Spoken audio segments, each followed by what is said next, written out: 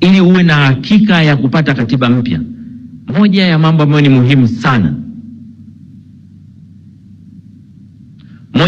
mambo ambayo ni muhimu sana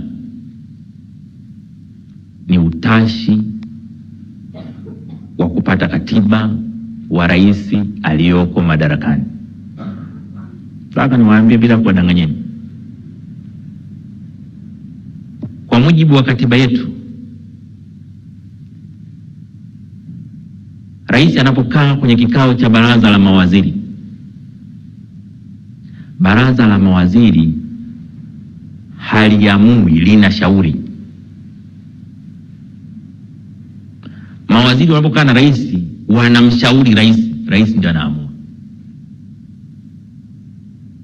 Kwa hata ajenda za baraza la mawaziri anayeamua ziingie zitoke ni rais. Akisema hii haitaingia miaka 100, haitaingia. Ndio maana mimi nilipokuwa katibu mkuu wa chama, wakati nasimamia uandishi wa draft ya ilani ya uchaguzi ya CCM, kamati ya ilani ya CCM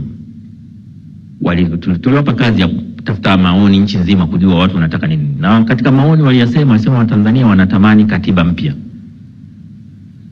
Wakaja kuniambia Watanzania wanataka katiba mpya. Nikamwambia mwenyekiti wa ile kamati na wenzake, nikamwambia sikilizeni, jambo lenyewe zuri, lakini sasa hivi tayari tuna mgombea wa urais na tunategemea atakuwa rais. Ni vizuri atuhakikishie kwamba atalisimamia hilo, tusiliweke kitu ambacho hakitatekelezwa.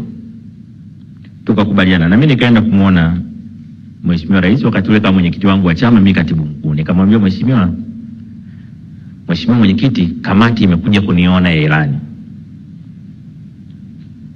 inasema moja ya mambo makubwa waliobaini kwa wananchi walipotembea huko, wananchi wanataka katiba mpya. Nimekuja kukuuliza, una utashi, unataka ili jambo liingie kwenye ilani ya CCM? Akanijibu hivi,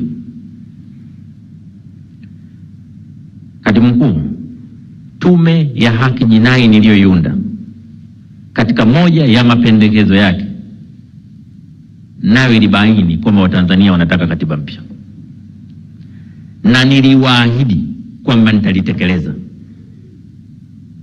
Siwezi kuacha ahadi yangu, liwekeni.